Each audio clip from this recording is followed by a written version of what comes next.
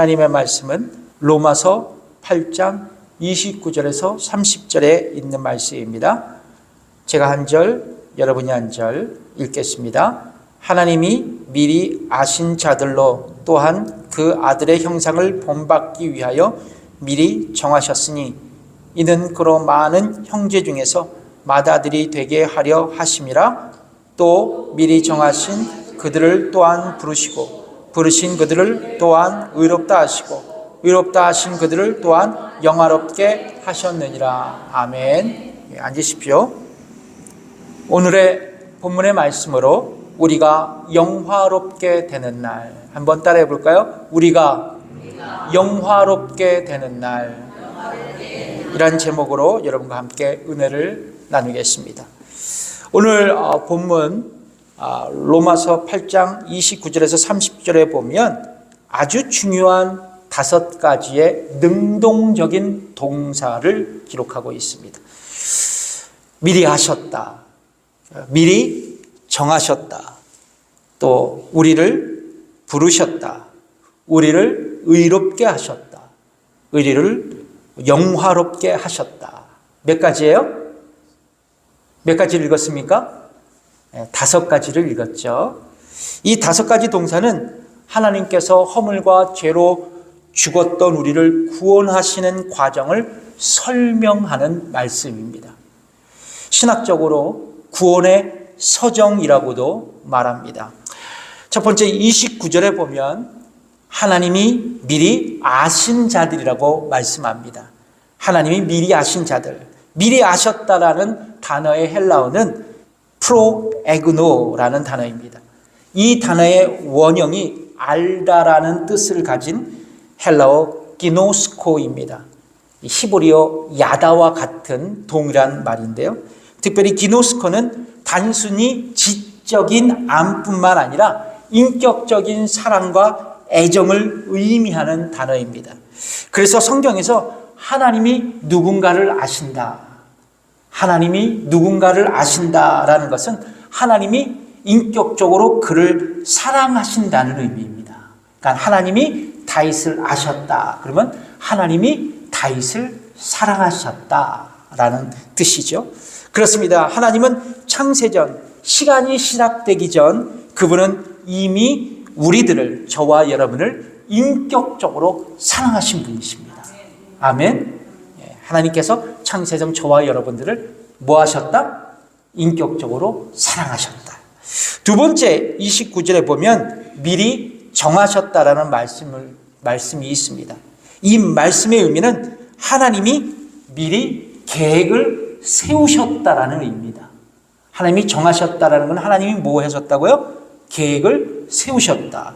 그렇다면 하나님은 미리 무엇을 계획하셨을까요? 하나님은 창세전 우리를 사랑하시기에 29절 하나님의 형상을 본받아 30절 그와 함께 영화롭게 되는 것을 계획하셨어요. 이 얘기가 뭐냐면 하나님은 즉 구원을 계획하셨다라는 거예요. 세 번째 30절에 보면 우리를 뭐 하셨다고요?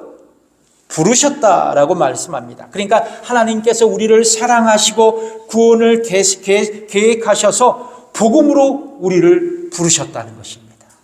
그렇습니다. 우리가 구원받게 된 이유가 뭐냐면 하나님께서 창세전 구원을 계획하셨고 우리를 선택하셔서 복음을 통해 우리를 부르셨기 때문에 우리가 구원받을 수 있었다는 거예요. 데살로니가 후서 2장 14절을 제가 읽어드릴게요. 이를 위하여 우리 복음으로 너희를 부르사 우리 주 예수 그리스도의 영광을 얻게 하려 하심이라. 여러분, 우리를 복음으로 불러서 그리스도의 영광을 얻게 하셨대요.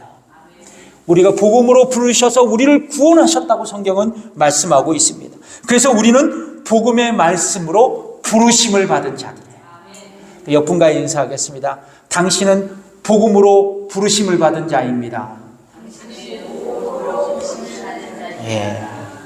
네 번째, 하나님께서는 우리를 의롭게 하셨다고 말씀하고 있습니다. 의롭게 하셨다. 그러니까 예수님께서 예수 그리스도의 십자가의 피 흘림으로 우리의 죄를 용서하여 주시고 우리를 법적으로 의롭고 흠없다고 선고하신 것이 바로 의롭게 하셨다라는 의미예요. 법정적인 하나님의 선언이십니다.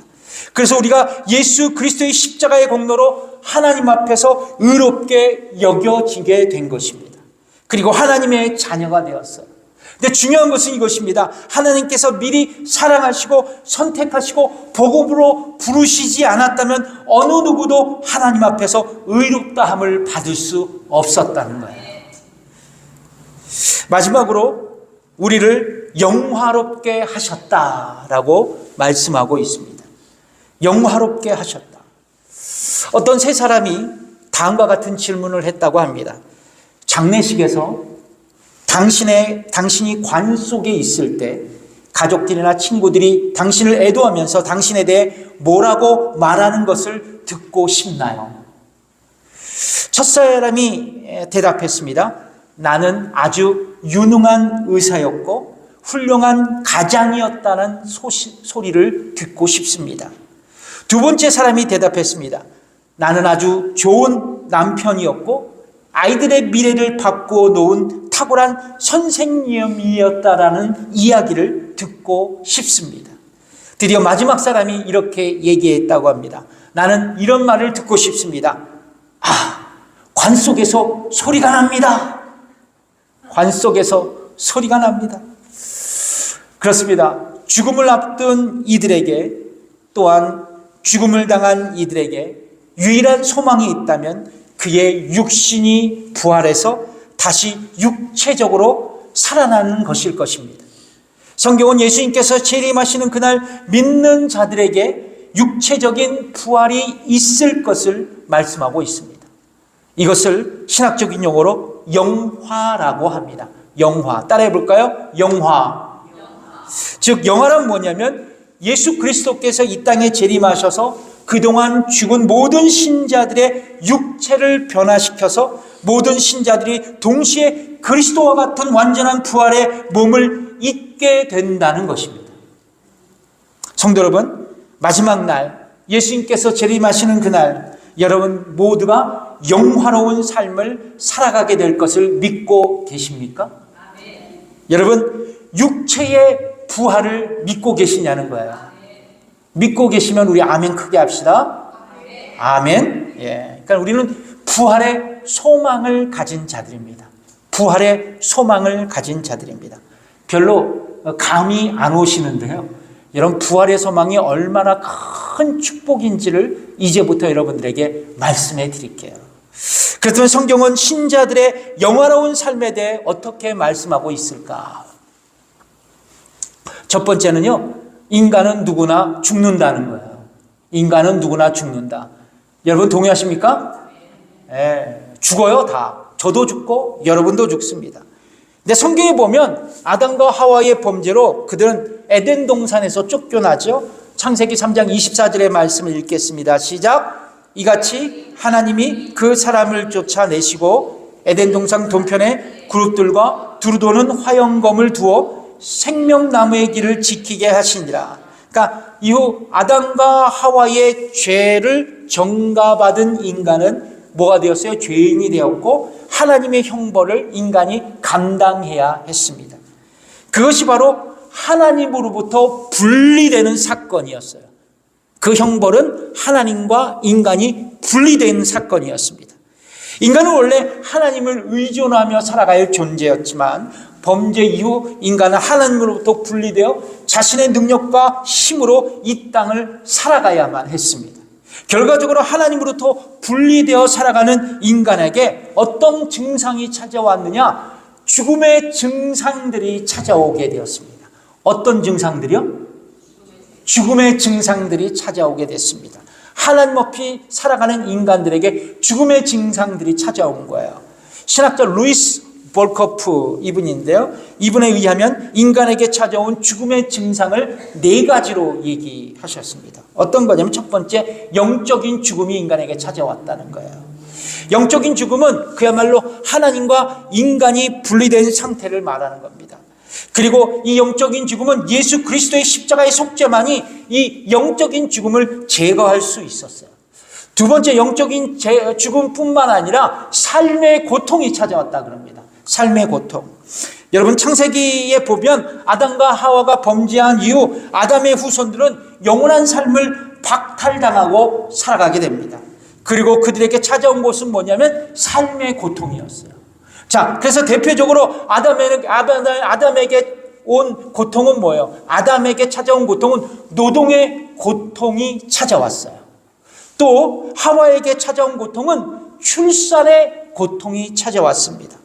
이런 고통의 증상들은 다양한 모습으로 아담과 하와의 자손들에게 나타났어요. 우리에게도 나타났습니다. 어떤 거냐? 정신적, 육체적 질병, 불안과 염려와 좌절, 그러한 다채로운 고통의 증상들이 우리 인간들에게 찾아왔다는 거예요. 세 번째는 육체적인 죽음입니다. 여러분, 창세기 5장에 보면 아담의 족보가 기록되어 있어요. 자, 그런데 가장 오랫동안 살아간 사람이 있었습니다. 그 사람이 이름이 무두셀라예요. 무두셀라. 자, 그런데 무두셀라가요 969년을 살았다고 그럽니다. 969년. 근데 창세기 6장 그 다음 장에 보면 죄가 확산되어지면서 인간의 수명이 120세로 한정되게 돼요. 자, 900살에서 120세로 한정되었습니다. 어떤 분은 무두셀레가 969년을 살았는데 무슨 문제가 됐냐고 그렇게 반문하시는 분들도 계실 겁니다. 그런데 여러분, 인간은 원래 창조의 섭리에 따라 영원한 시간을 살 수 있었던 존재였어요. 여러분, 이해하십니까? 영원토록 살 존재인 인간이 969년밖에는 살지 못하는 거야. 그리고 이제 죄가 확산되어지면서 120살로 한정된 삶을 살아가게 됩니다. 여러분, 이것을 이해하기 위해서는 여러분 이것을 좀 이해할 필요가 있어요.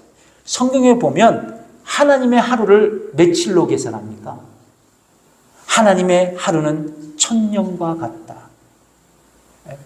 여러분, 기억 안 나시나요? 성경 말씀에 하나님의 하루는 1000년이래요. 그러니까 여러분, 우리가 1000년도 못 살았어요.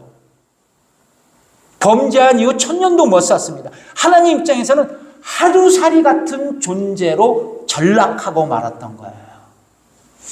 여러분, 그래서 여러분, 인간에게는 죽음이 찾아왔다라는 것이지. 마지막에는 육체적인 죽음뿐만 아니라 영적인 죽음이 찾아왔어요. 범죄한 인간은 영적으로 죽은 존재이기에 육체적 죽음 이후에 영원한 죽음, 둘째 사망이 기다리고 있었던 거예요. 성경은 이렇게 말씀합니다. 계시록 21장 8절 읽어보겠습니다. 시작. 그러나 두려워하는 자들과 믿지 않은 자들과 흉악한 자들과 살인자들과 행음자들과 술객들과 우상숭배자들과 모든 거짓말하는 자들은 불과 유황으로 타는 못에 참여하리니 이것이 둘째 사망이라. 그렇습니다. 우리 모두는 죽어요. 그런데 문제는 불신자들의 육체의 죽음 이후에는 영원한 죽음이 찾아온다는 거예요. 반대로 신자들에게 영원한 죽음은 면제가 됐습니다. 어떻게요? 아담과 하와가 범죄한 결과로 인간에게 육체적인 죽음이 찾아왔다는 건 사실이에요. 그러나 신자들에게 육체적인 죽음이 찾아왔지만 영원한 죽음은 제거되었습니다. 왜냐하면 성경은 그리스도 예수 안에 있는 자에게는 결코 정죄함이 없을 것이라고 말씀하기 때문입니다.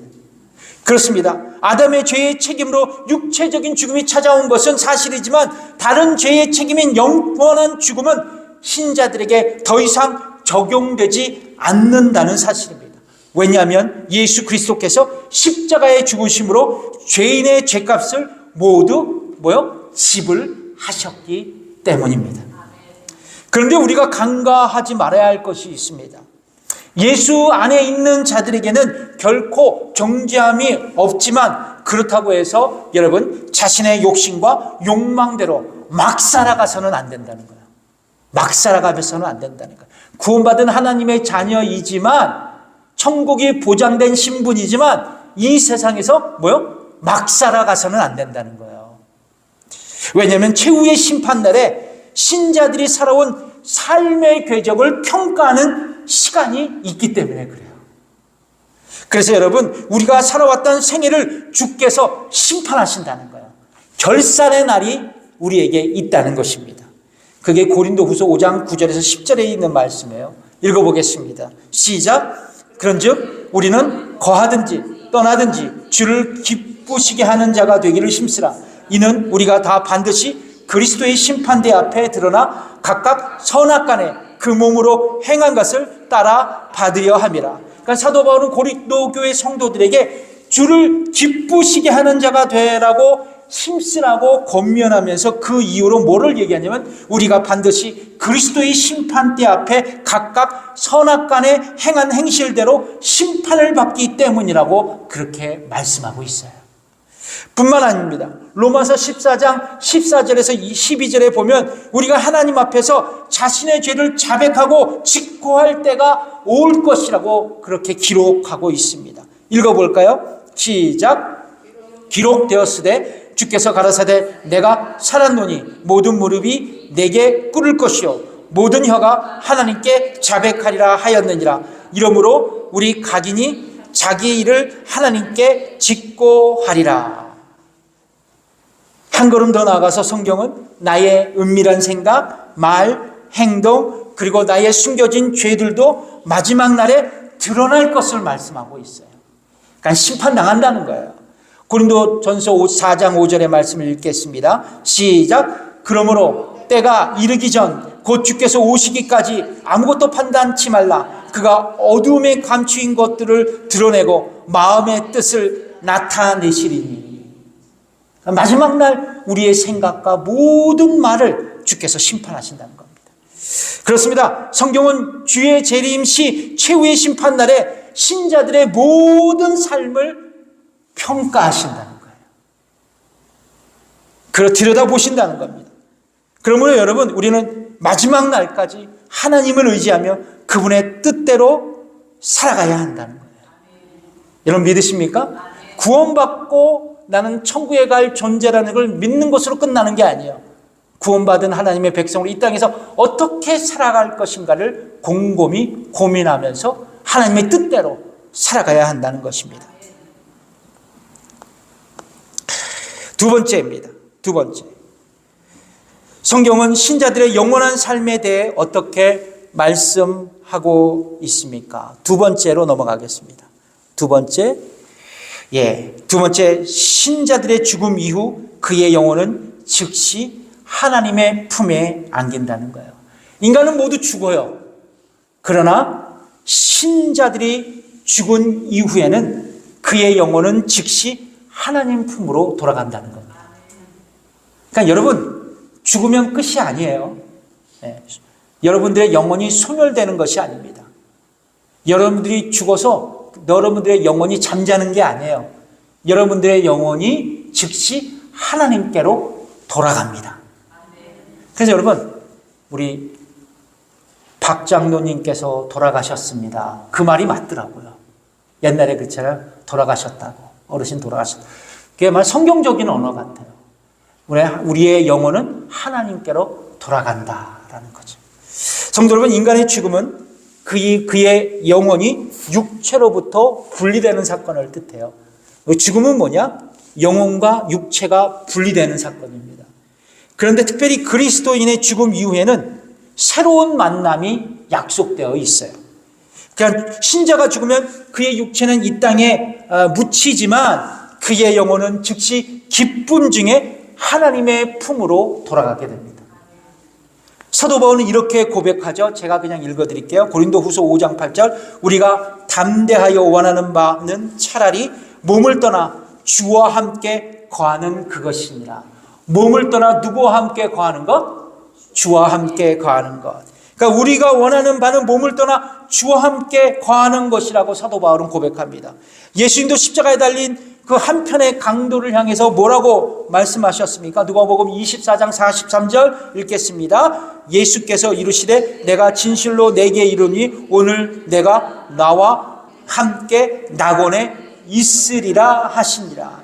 그러니까 십자가의 처형으로 죽을 죽을 그런 위기에 있는 한평 강도에게 예수님께서 뭐라고 말씀하세요? 네가 나와 함께 오늘 낙원에 있겠다 말씀합니다. 그렇습니다. 신자가 죽으면 그의 영혼은 즉시 하나님 품에 안깁니다. 주와 함께 천국에서 거하는 것입니다. 그리고 주의 재림시에 있을 육체적인 부활을 그 천국에서 기다리고 있는 거예요. 그의 영혼이 말이죠. 그래서 여러분, 죽으면 끝나는 게 아닙니다.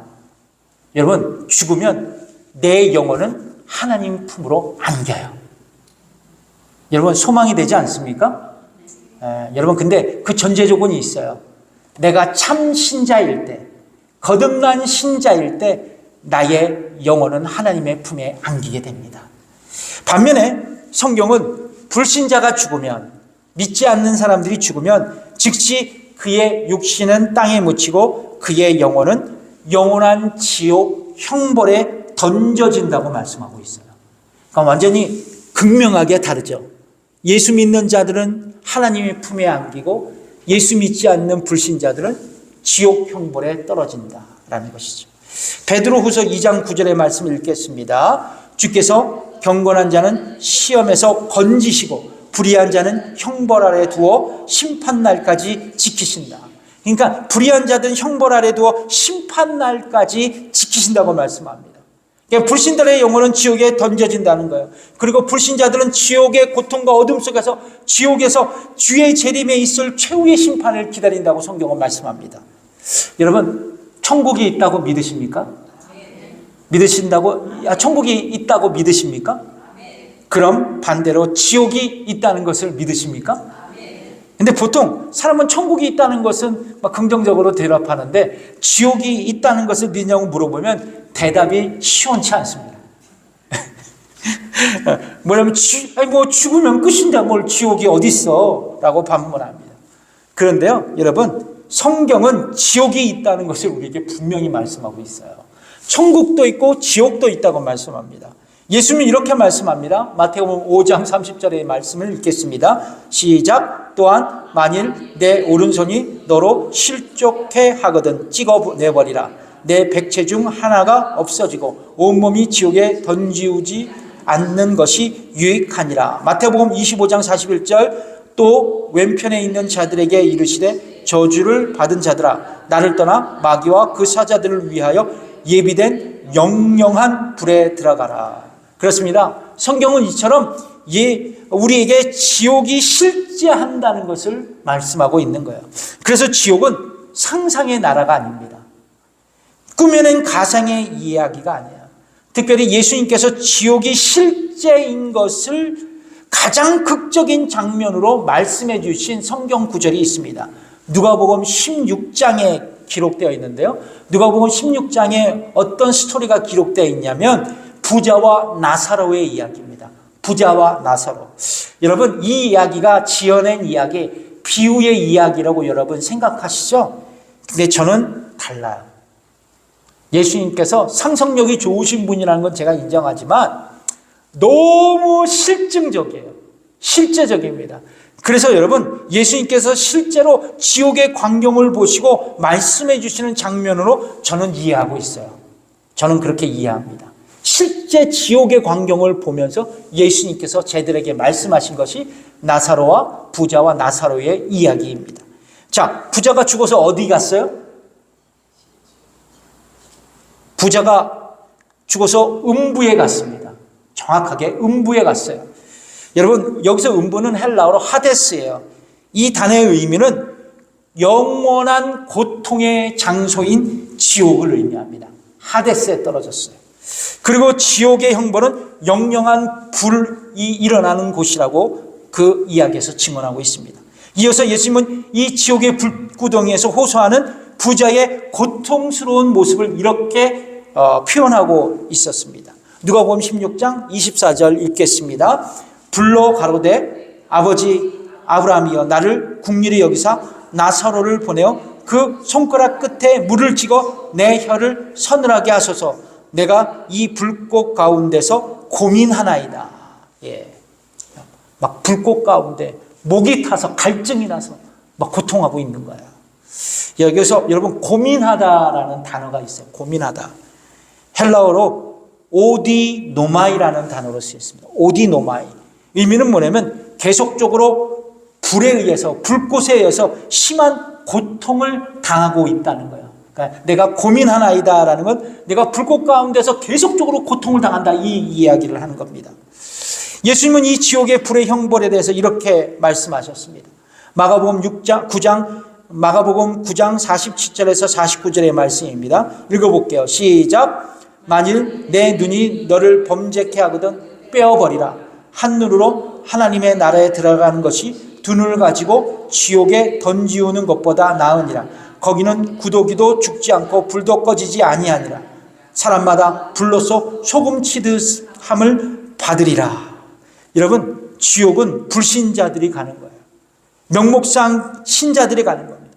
예수님께 붙어있는 척하는 사람들이 가는 곳입니다. 그런데 이곳은 얼마나 끔찍한 곳인지, 눈으로 죄를 범하면, 그래서 지옥에 떨어진다면 차라리 눈을 빼고 천국에 들어가라고 얘기합니다. 그리고 불구덩이 형벌이 있는데 그 불은 꺼지지도 않고 소금이 불에 튀듯이 사람을 불로 튀어 죽인다고 얘기를 하고 있어요. 그리고 이 고통은 구더기도 죽지 않는 영원한 고통이라고 성경은 말씀합니다. 그래서 여러분 신자들이 죽으면 그의 영혼은 즉시 천국에 가지만, 그리고 천국에서 육체의 부활을 기다리지만, 반면에 불신자들이 죽으면 즉시 그의 영혼은 지옥에 갑니다. 그리고 그 지옥에서 영원한 불구덩이에서 죽지 않고 영원한 고통 가운데 처하게 된다는 거예요. 여러분, 얼마나 끔찍합니까? 여러분, 끔찍해요. 여러분, 음식 하시다가 딘 적 있죠? 그러면 그냥 살짝 놀래갖고 막 쓰라리고, 그러면 막 어떤 분이 옛날에 소주에다 담그라 그러는데, 참 그거는 뭐 제일 좋은 거는 얼음물에다 담그는 거잖아요. 화기를 빼는데, 근데 화기를 빼도 좀처럼 그냥 낫질 않아요. 예. 여러분, 이 화상 입은 병이 얼마나 고통스러운지 몰라요. 예. 근데 여러분, 영원한 불구덩이에서 여러분 고통이 영원한 화상을 입는다고 생각해 보세요. 3도 화상의 이상의 상처를 입는다고 생각하세요. 그 고통이 영원하다고 생각해 보십시오. 얼마나 지옥이 끔찍한 곳이었는지. 예, 성경은 신자들의 영원한 삶에 대해 어떻게 말씀하고 있네요. 세 번째는 주의 재림 이후 신자들의 육체가 부활하여 천국에서 영화로운 삶을 살아가게 될 것이라는 거예요. 그러니까 여러분, 인간은 모두 죽어요. 근데 신자들은 죽으면 그의 영혼은 즉시 하나님 품에 안겨집니다. 천국에서 살아가요. 그런데 주의 재림이 있을 때, 주께서 이 땅에 오실 때 신자들의 육체가 부활해서 이제 그의 영혼과 천국에서 결합해서 영원한 삶을 살아간다는 거예요. 이게 영원한 삶의 최종적인 모습입니다. 여러분, 구원은요, 우리의 영혼만 하나님의 품에 안기는 것이 아닙니다. 우리의 영혼이 천국으로 가는 사건이 구원의 사건이 아니에요. 구원은 완전한 부활의 몸으로 천국에서 실제적으로 살아가는 거예요. 그래서 여러분, 우리 천국의 소망함을 갖고 있습니까? 이렇게 얘기하면 별로 감이 없는데요.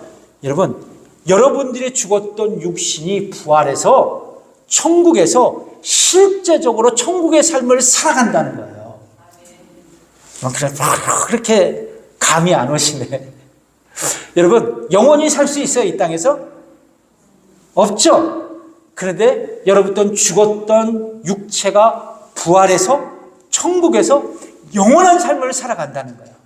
그것도 참 행복과 참 기쁨 중에 살아간다는 겁니다. 아멘? 여러분, 이것이 여러분들에게 소망이 되십니까? 예, 그렇습니다. 지금 힘들고 어려워도 우리에게는 이런 천국의 소망함이 있는 거예요. 그래서 나에게 죽음은 두려운 사실이 아닙니다. 잠깐 있을 괴로움이에요. 여러분, 이것이 영화로운 삶의 실체입니다.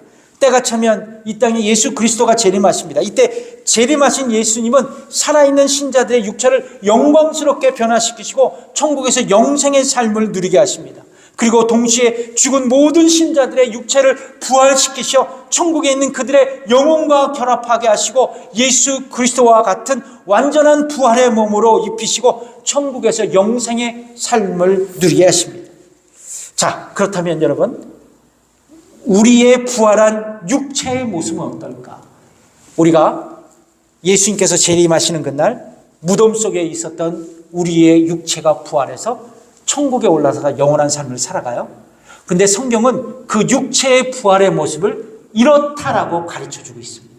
그 말씀이 고린도전서 15장 42절에서 44절의 말씀입니다. 같이 읽어볼게요. 교독하겠습니다. 제가 먼저 읽겠습니다. 죽은 자의 부활도 이와 같으니 썩을 것으로 심고 썩지 아니할 것으로 다시 살며 욕된 것으로 심고 영광스러운 것으로 다시 살며 약한 것으로 심고 강한 것으로 다시 살며 육의 몸으로 심고 신령한 몸으로 다시 사나니 육의 몸이 있은즉 또 신령한 몸이 있느니라.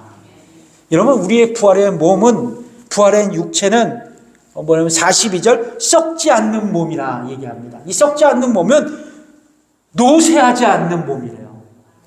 그러니까 여러분, 나이가 먹으면 우리의 육신이 노쇠해지잖아요. 주름이 가고 무릎이 아프고 이거는 기력이 없고 정신은 혼돈하고 그렇잖아요. 노쇠하지 않는다 그럽니다. 그리고 43절 영광스럽게 빛나는 육체의 부활로 이르게 된다고 말씀하고요. 43절 질병을 앓지 않는 강한 육체가 될 것이고 44절 하나님이 원하시는 신령한 육체가 될 것이라고 말씀합니다. 강하고 노쇠하지 않고 영광스럽게 빛나는 육신이 되고 하나님이 원하시는 신령한 육체가 된다. 그렇습니다. 부활의 육체는 본래의 육신의 육체와 질적인 차이가 있는 거예요. 그 육체는 고통하지 않아요. 병들지도 않습니다. 죽지도 않아요. 하나님이 원하시는 신령한 아름다운 육체가 될 것이라고 성경은 말씀하고 있습니다. 그래서 성경은 이렇게 추가적으로 우리에게 말씀하세요. 계시록 21장 4절의 말씀입니다. 읽어보겠습니다. 모든 눈물을 그 눈에서 씻기심에 다시 사망이 없고 애통하는 것이나 곡하는 것이나 아픈 것이 다시 있지 아니하리니 처음 것들이 다 지나갔음이러라. 이처럼 마지막 날에 오신 예수님은 신자들로 하여금 천국에서 영원한 삶을 살아가게 하십니다. 이것이 구원의 마지막 단계, 영화의 단계입니다. 그러니까 내가 참 신자라면, 내가 참 그리스도인이라면, 내가 참으로 거듭난 그리스도인이라면 반드시 주님 오시는 그날 완전한 부활의 몸으로 천국에서 영원히 살아가게 될 것입니다. 근데요, 여러분, 반대의 경우가 있습니다. 주님이 재림하시는 그날 믿는 자들의 부활도 있어요. 의인의 부활도 있지만 믿지 않는 자들, 악인의 부활도 있습니다. 이건 모르셨죠? 악인의 부활도 있어요. 사도행전 24장 15절의 말씀입니다. 읽어보겠습니다. 저희의 기다리는 바 하나님께 향한 소망을 나도 가졌으니 곧 의인과 악인의 부활이 있으리라 함이라. 요한복음 5장 29절의 말씀 읽겠습니다. 시작. 선한 일을 행하는 자는 생명의 부활로, 악한 일을 행하는 자는 심판의 부활로 나오리라. 그러니까 뭐냐면 예수님께서 이 땅에 오셨어요.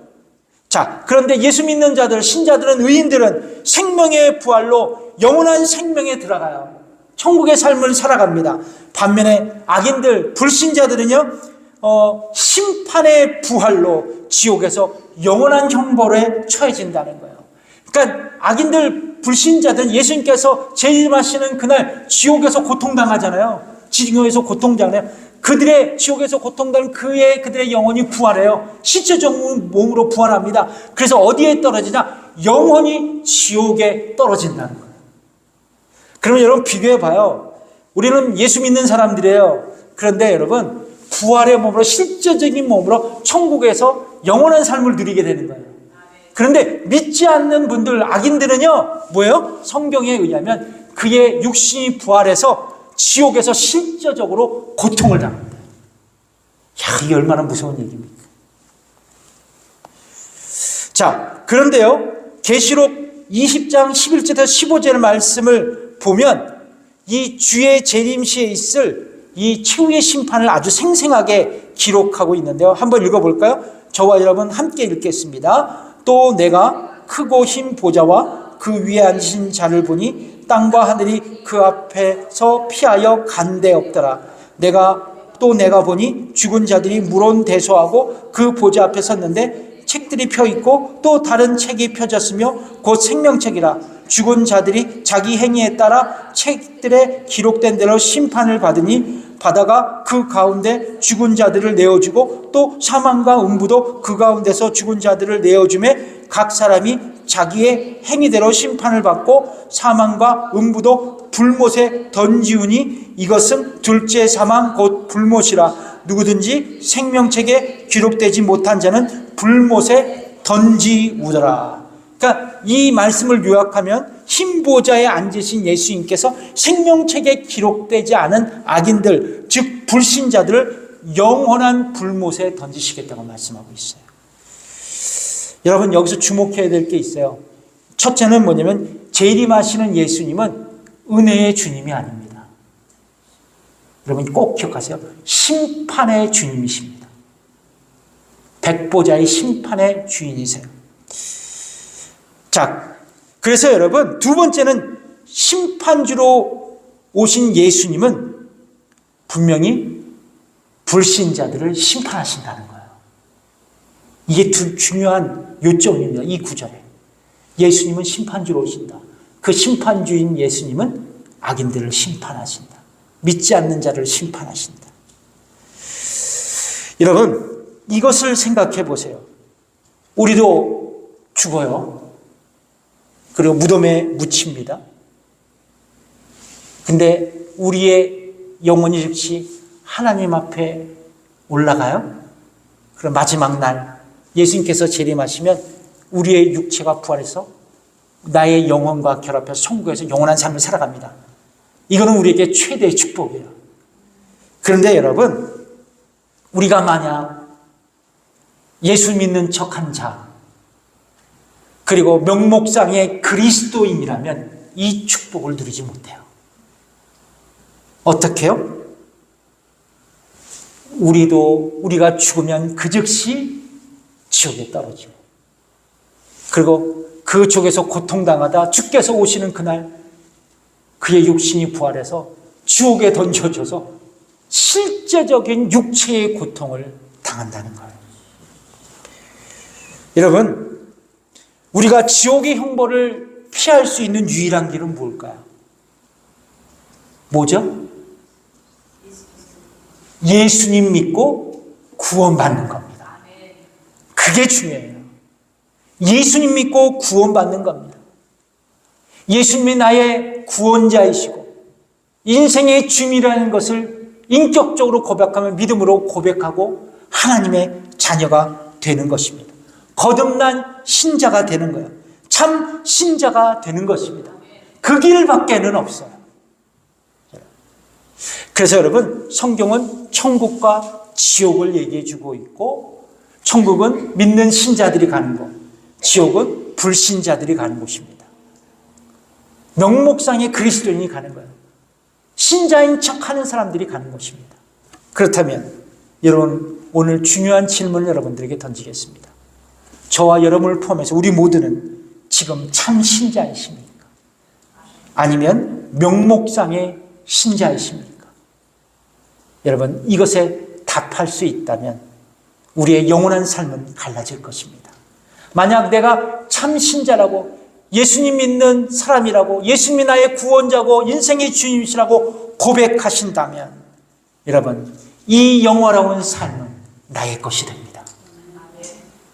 여러분, 오늘 이 말씀을 꼭 기억하시면서 우리 모두 함께 영화롭게 되는 그날을 기대하며 믿음으로 경주하는 저와 여러분 되시길 주님으로 축복합니다. 기도하겠습니다.